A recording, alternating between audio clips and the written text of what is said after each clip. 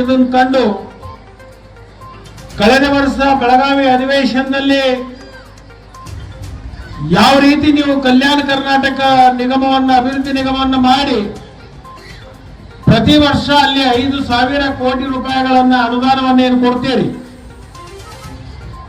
ಅದು ಎಲ್ಲವೂ ಕೂಡ ನಾವು ಸ್ವಾಗತವನ್ನ ಮಾಡ್ತೀವಿ. ಅದು ಒಳ್ಳೆಯ ಕಾರ್ಯ. ಅದರ ಹಾಗೇನೆ ಈ ಭಾಗದಲ್ಲಿರ್ತಕ್ಕಂಥ ಇವತ್ತು ಕಿತ್ತೂರು ಕರ್ನಾಟಕ ಅಂತ ಹೇಳಿ ನಾವೇನು ನಾಮಕರಣ ಮಾಡ್ಲಿಕ್ಕೆ ಹೊಂಟಿದ್ದೀವಿ, ಈ ಜಿಲ್ಲೆಯಲ್ಲಿನೂ ಕೂಡ ಅಭಿವೃದ್ಧಿ ಕಾರ್ಯಗಳನ್ನ ಮಾಡಬೇಕು ಅಂತ ಹೇಳಿ ಕಳೆದ ವಿಧಾನಸಭೆ ಅಧಿವೇಶನದಲ್ಲಿ ಮುಖ್ಯಮಂತ್ರಿಗಳ ಗಮನಕ್ಕೆ ತಂದಂತ ಸಂದರ್ಭದಲ್ಲಿ ಮುಖ್ಯಮಂತ್ರಿಗಳು ಈಗಾಗಲೇ ನಂಜುಂಡಪ್ಪ ಒಂದು ಆಯೋಗ ಅವಧಿ ಮುಗಿದು ಹೋಗಿರೋದ್ರಿಂದ ಹೊಸದಾಗಿ ಗೋವಿಂದರಾಜ್ ಸಮಿತಿಯನ್ನ ಮಾಡಿದ್ದಾರೆ.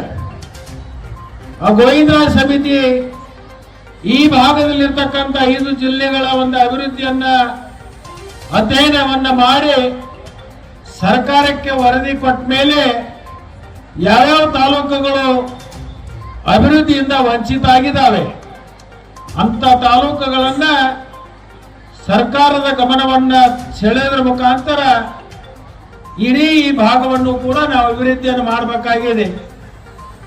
ಅದರ ಜೊತೆಗೆ ಮಹಾರಾಷ್ಟ್ರದವರು ಅನೇಕ ಬಾರಿ ಬೆಳಗಾವಿ ನಮಗ್ ಬೇಕು ಬೆಳಗಾವಿ ನಮಗ್ ಬೇಕು ಅಂತ ಕೇಳ್ತಿದ್ರು. ಅವ್ರಿಗೆ ಈಗಾಗಲೇ ಸೂಕ್ತವಾಗಿರ್ತಕ್ಕಂಥ ಉತ್ತರವನ್ನು ನಾವು ಕೊಟ್ಟಿದ್ದೀವಿ. ಬೆಳಗಾವಿ ಕರ್ನಾಟಕದ ಅವಿಭಾಜ್ಯ ಅಂಗ, ಅದನ್ನ ಕೇಳತಕ್ಕಂಥ ಹಕ್ಕು ಇಲ್ಲ, ಅದನ್ನು ಬೇಡತಕ್ಕಂಥ ನಿಮ್ಮದು ಧರ್ಮನೂ ಅಲ್ಲ. ಯಾಕಂತಂದ್ರೆ ಈಗಾಗಲೇ ಅದು ಹೋರಾಟದ ಕಿಚ್ಚನ್ನ ಹಚ್ಚಿರ್ತಕ್ಕಂಥ ಪುಣ್ಯ ಭೂಮಿ ಮತ್ತು ಹೋರಾಟದ ನೆಲದ ಇರ್ತಕ್ಕಂಥ ಬೆಳಗಾವಿ ಚೆನ್ನಮ್ಮನ ನಾಡು. ಅದು ಬ್ರಿಟಿಷರಿಗೆ ಹೆದರದೇ ಇರ್ತಕ್ಕಂಥ ಬೆಳಗಾವಿ ಇನ್ನು ಮಹಾರಾಷ್ಟ್ರದವರಿಗೆ ಹೆದರುವಂತ ಪ್ರಶ್ನೆನೇ ಉದ್ಭವ ಆಗಲ್ಲ.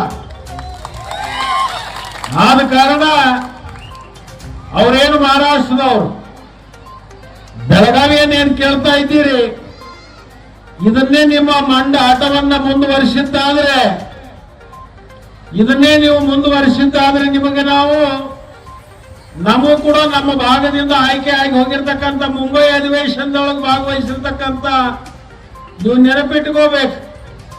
ನೀವೇನಾದ್ರೂ ಈ ಮಂಡತನವನ್ನ ಮುಂದುವರಿಸಿದ್ರೆ ಮುಂಬೈಯನ್ನ ಕರ್ನಾಟಕಕ್ಕೆ ಸೇರಿಸ್ರಿ ಅನ್ನುವಂತ ಒಂದು ಸಂದರ್ಭ ಬರ್ಬೋದು.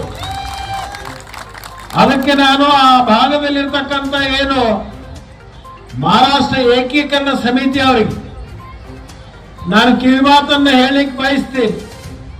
ತಿನ್ನೋದು ಕರ್ನಾಟಕ, ಕುಡಿಯೋದು ಕರ್ನಾಟಕ ನೀರು, ಇರೋದು ಕರ್ನಾಟಕದ ಸವಲತ್ತುಗಳು, ಇಲ್ಲೆಲ್ಲವನ್ನು ಪಡ್ಕೊಂಡು ಬೆಳಗಾವಿಯನ್ನ ಮಹಾರಾಷ್ಟ್ರಕ್ಕೆ ಸೇರಿಸಬೇಕು ಅಂತಕ್ಕಂಥ ನೀವೇನು ಬಾಡಿಗೆ ಹೋರಾಟಗಾರ ಇದ್ದೀರಿ, ನೀವು ಇನ್ನು ಮೇಲೆ ಬಾಲ ಮುಚ್ಚಿಕೊಂಡು ಸುಮ್ಕೊಂಡಿರುವಂತ ಕೆಲಸ ಮಾಡಬೇಕು ಅಂತಕ್ಕಂಥ ಮಾತನ್ನ ಈ ಸಂದರ್ಭದಲ್ಲಿ ನಾನು ಹೇಳಲಿಕ್ಕೆ ಬಯಸ್ತೀನಿ.